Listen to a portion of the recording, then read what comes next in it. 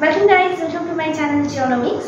আজকে এই ভিডিওতে আমি মাইক্রো ইকোনমিক্সের একদম দুটো বেসিক কনসেপ্ট নিয়ে একটু ডিসকাস করব, that is demand and supply. আমি একটা সিম্পল এক্সাম্পলে আসি। ধরো কোনো গুডসের, ধরো চিকেন অ্যান্ড মাটন। চিকেনের প্রাইস এখন কত? 160 বা ধরে নিই 300। মাটন কত? আমার 800 বা তারও বেশি, আমি 800 ধরে নিলাম। এবারে ধরো রিভার্স হয়ে গেল, আমার চিকেনের প্রাইসটা 800 হলো, মাটনের প্রাইসটা 300 হয়ে যাবে। তাহলে ইন জেনারেল কি হবে? লোকে চিকেন ছেড়ে দিয়ে সবাই মাটনই খাবে, যেহেতু প্রাইসটা আমার অনেক কমেছে। এদিকে চিকেনের প্রাইসটা বেড়ে গেছে বলে কি লোকে ওখান থেকে মুভ করবে। তো এইটাই হচ্ছে ইন জেনারেল। হ্যাঁ, কারো কিছু যদি পার্টিকুলার মাটনই ভালোবাসে বা চিকেনই ভালোবাসে, সেক্ষেত্রে কিন্তু এটা এক্সেপশন, এই এক্সেপশনে আমি পরে আসবো। তো in general when price of the commodity increases, demand for that commodity will be decreases, and when price decreases, demand will be increases. এইটা হলো আমার law of demand, where there is an inverse relation between demand and the price of the commodity. সেক্ষেত্রে আমার demand কার্ভটা কেমন হবে? এখানে যদি আমি প্রাইস আর এখানে যদি কোয়ান্টিটি ডিমান্ডেড করি, তাহলে প্রাইস যত ইনক্রিজ করবে আমার ডিমান্ড তত ডিক্রিজ করবে। when price was minimum, demand is maximum. Price is further increases, demand also decreases. Price increases, demand decreases. Price increases and demand decreases.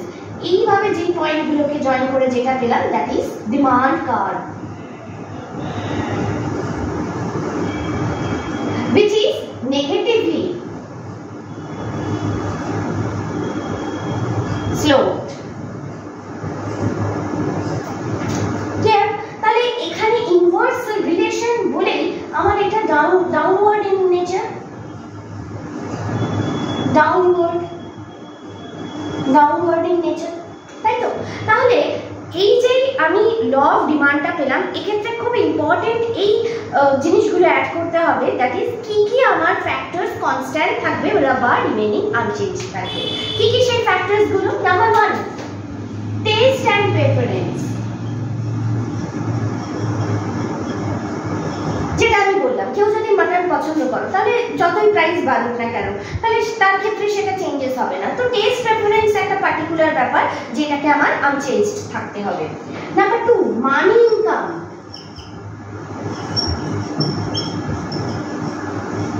Of the consumer,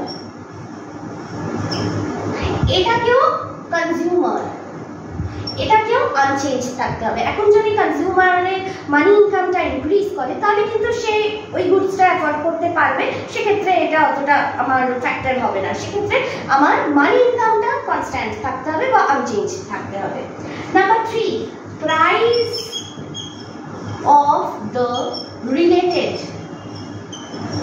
goods. এবারে related goods কি হয়? দুই ধরনের related goods হয়। একটা হচ্ছে substitute, যেমন হচ্ছে টি অ্যান্ড কফি। টি এর প্রাইস ধরো ইনক্রিজ করলো, কফির প্রাইস ইনক্রিজ করেনি, কিন্তু টি এর থেকে কম আছে, তাহলে কি করবে? লোকে টি ছেড়ে দিয়ে কফি কনজিউম করবে। তো সাবস্টিটিউট গুডসটাকেও price of the substitute goods will be unchanged. আর কি হতে হবে? আরেকটা গুডস কি? সেটা হচ্ছে কমপ্লিমেন্টারি। এক্ষেত্রে কি হবে? ধরো কার অ্যান্ড পেট্রোল, তাই না? তাহলে এই দুটো, বা ধরো টি অ্যান্ড সুগার, এক্ষেত্রে এই ফ্যাক্টরস গুলো remaining unchanged. when price of that commodity increases, demand decreases, and when price decreases, demand will be increases. তো এইটা হচ্ছে মেইনলি ল অফ ডিমান্ড। এবারে চলে আসি ল অফ সাপ্লাই বা সাপ্লাই কি করে। ধরো তুমি কোনো কিছু প্রডিউস করছো বা ধরো তুমি কিছু সাপ্লাই দিচ্ছ, তাহলে তোমার মোটিভটা কি থাকবে? যে ভাই আমি আমার গুডসটা সেল করে আমি কতটা প্রফিট পাই, তাই না? তো কারণ কি, তোমার যত বেশি গুড সেল হবে, যত বেশি প্রাইস হবে, তোমার তত বেশি আমার প্রফিটটা হবে, তাই না? তা ওই জন্য আমার there is a direct relation between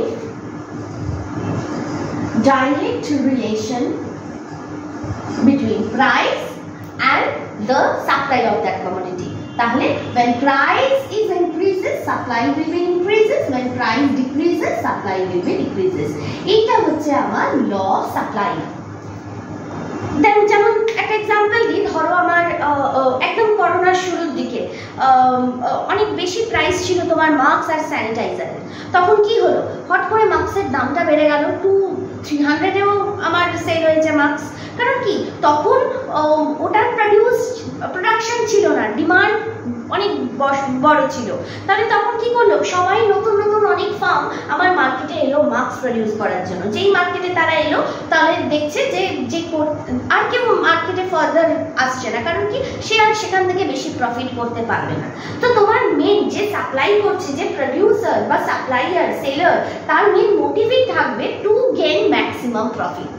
তো তাই জন্য when price will be increases, supply will be further increases. There is a direct relation or এটা বলতে পারো positive relation. এই জন্য কাফটা কেমন হবে দেখে নিই। এখানে ধরো প্রাইস, এখানে ধরো কোয়ান্টিটি, আমি মেজার করছি। when price increases, supply increases. Price further increases, supply will be more. তো এইভাবে যেই কার্ভটা আমি পাচ্ছি সেটা হচ্ছে আমার supply curve, which is upward rising and positively sloped. এই জিনিসটা তাহলে ক্লিয়ার হলো।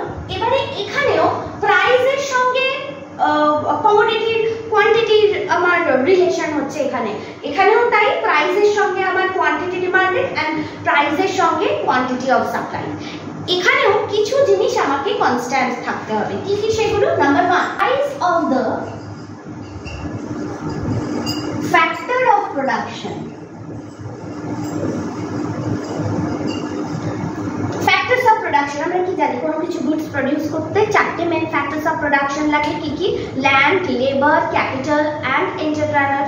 তো এই যে ফ্যাক্টরস অফ প্রোডাকশনস গুলো, এইগুলো আমাকে এর প্রাইসেস গুলো, যেমন ধরো আমি লেবার নিচ্ছি, লেবারের একটা প্রাইস রয়েছে, তাহলে land, labour, capital and organiser. তো ল্যান্ড কি পাবে? এখান থেকে রেন্ট পাবে। লেবার কি পাবে? ওয়েজ পাবে। ক্যাপিটাল কি পাবে? ইন্টারেস্ট। অর্গানাইজারে কি হবে? প্রফিট। এইগুলো যদি আনচেঞ্জ থাকতে হবে আমার ল অফ সাপ্লাই এর ক্ষেত্রে। কারণ কি রেন্টও যদি ইনক্রিজ করে বা লেবারের ওয়েজ যদি ইনক্রিজ করে, তাহলে আমার ওই কমোডিটি প্রাইসটা ইনক্রিজ করবে। তাহলে সেক্ষেত্রে আমাকে এইগুলোকে আনচেঞ্জ থাকতে হবে। Number 2, production technology.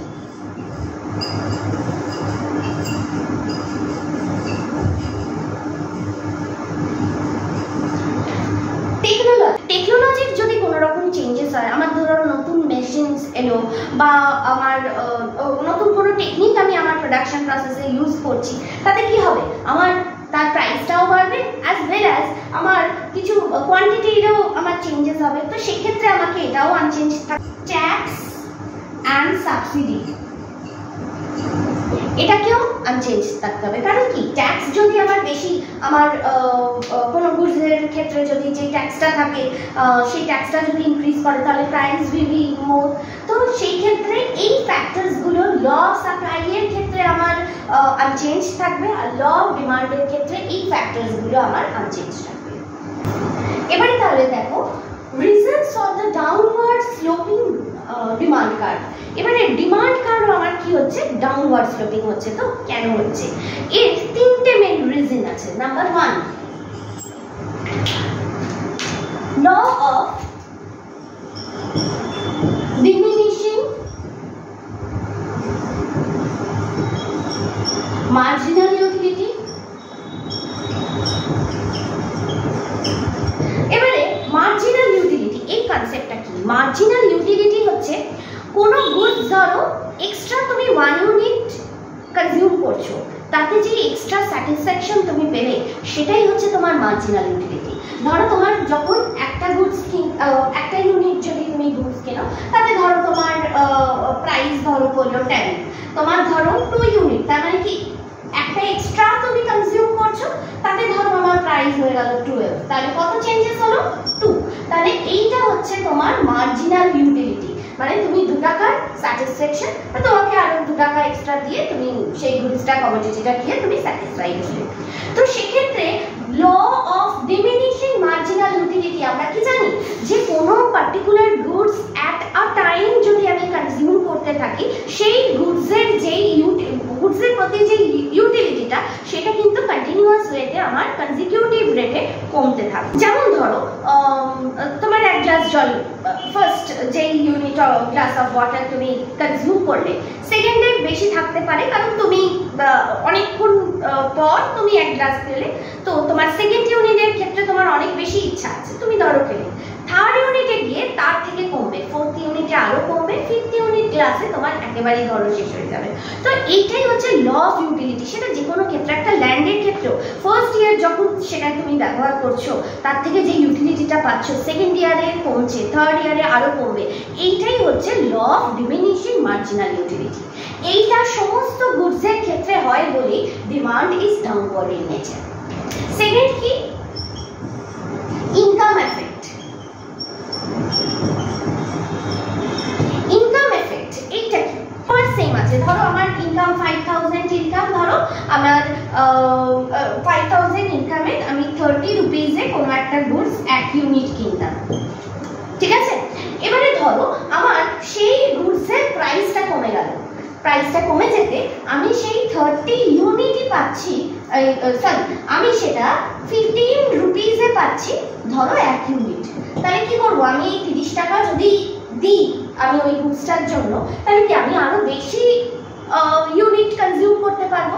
তাহলে কি আমার ইনকাম কিন্তু চেঞ্জ হলো না, কিন্তু যেহেতু প্রাইসটা ডিক্রিজ করেছে বা কমে গেছে, আমার কনজাম্পশন বা আমার ইউটিলিটিটা কিন্তু বেড়ে গেল, আমার কেনার ক্ষমতা, ক্রয় ক্ষমতা কিন্তু বেড়ে গেল। এইটাকে বলা হচ্ছে রিয়েল ইনকাম। তো রিয়েল ইনকাম যদি ইনক্রিজ করে, তাহলে এই ডিমান্ডটাও কিন্তু আমার তার সঙ্গে এফেক্ট করবে। নেক্সট চলে যাই সাবস্টিটিউট এফেক্ট। আচ্ছা, সাবস্টিটিউট এফেক্ট, সাবস্টিটিউট এফেক্ট বলতে কি, মানে সাবস্টিটিউট গুডস এর ক্ষেত্রে, যেমন ধরো tea coffee, price of the T is increases, the demand for the coffee will be also increases. কারণ কি, লোকে দেখছে যে টি এর প্রাইসটা বেড়ে গেছে, আমি আর টি কনজিউম করব না, আমার প্যারালালি কফির ওর সাবস্টিটিউট গুডস কফির প্রাইসটা ওর থেকে কম আছে, আমি এটাই কিনবো, তাই জন্য এর প্রাইসটা ইনক্রিজের জন্য অন্য গুডসের ডিমান্ডটা ইনক্রিজ করলো। অথচ কফির কিন্তু প্রাইসের কোনো চেঞ্জেস হয়নি, কিন্তু এর ডিমান্ডটা ইনক্রিজ করে গেল। তাহলে এক্ষেত্রে আমার law of demand downward in nature হওয়ার এটা আরেকটা রিজন। এই হয়ে গেল তিনটে main reason for the downward sloping of demand curve. এবারে চলে আসি তোমার সাপ্লাই কার্ভ কেন আপওয়ার্ড রাইজিং হবে, এরও কিছু কজেস রয়েছে। Number 1, profit motive.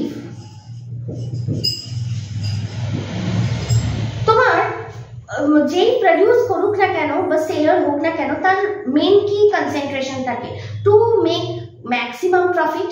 তার জন্য কি হবে, যত বেশি গুডসের বা কমোডিটি প্রাইস হবে, তার প্রফিট ওখান থেকে বেশি থাকবে, আসবে বলে সে ওই গুডসটাই প্রডিউস করবে। এক্ষেত্রে পি গ্রেটার দ্যান এমসি হতে হবে। এবারে মার্জিনাল কস্ট, এটা কি, এক্সট্রা অ্যাডিশনাল ইউনিট অফ প্রোডাকশনের জন্য আমার এক্সট্রা যেই কস্টিংটা হয়, ধরো একটা গুডস আমার প্রডিউস করতে আমার কস্টিং হচ্ছে 50 ইউনিট আমার কস্টিং হচ্ছে, আরেকটা এক্সট্রা আমি 2 ইউনিট যেই করছি, আমার ধরো এটা 55 হলো, তাহলে কত হলো, এই দুটো মাইনাস করলে 5, এইটা হচ্ছে আমার চেঞ্জ ইন কস্ট। তো এইটাই হচ্ছে আমার মার্জিনাল কস্ট, একটা এক্সট্রা ইউনিট আমার প্রডিউস করতে গেলে যে কস্টিংটা আমার পড়লো, সেইটা কিন্তু গ্রেটার দ্যান প্রাইস হতে হবে। কস্টিংটা কিন্তু অলওয়েজ প্রাইসের থেকে বেশি হবে, কারণ তার মধ্যে একটা প্রফিট থাকে, অ্যাডেড থাকে। তো এইটা যত বেশি হবে তত আমার প্রফিট ম্যাক্সিমাইজ হবে। তা সেক্ষেত্রে প্রফিট মোটিভটাও একটা কজ সাপ্লাইকে আপওয়ার্ড রাইজিং করানোর জন্য। তাহলে new firm in the industry, কোনো মার্কেটে যদি আরো করে ফার্ম আসতে থাকে, কারণ কি, সেই গুডসের প্রাইসটা বেশি বলে সেটা অ্যাট্রাক্ট করছে মার্কেটকে আরো বেশি সেলার বা আরো বেশি প্রডিউসারদের সেটা প্রডিউস করার জন্য। তাই জন্য নতুন এটাও যত বেশি ফার্ম আসবে, কেন আসবে, two making more and more profit, তো তার জন্য আমার এই কার্ভটা আপওয়ার্ড রাইজিং হবে। তো এই হচ্ছে বেসিক দুটো কনসেপ্ট তোমার প্রাইস অ্যান্ড সাপ্লাই অ্যান্ড ডিমান্ডের, যেখানে মেনলি কমোডিটি বা তোমার কনজামশনের রিলেশনটা কার সঙ্গে, প্রাইসের সঙ্গে। আদার্স যা কিছু ফ্যাক্টরস আছে সেগুলো রিমেইনিং আনচেঞ্জড। Thank you.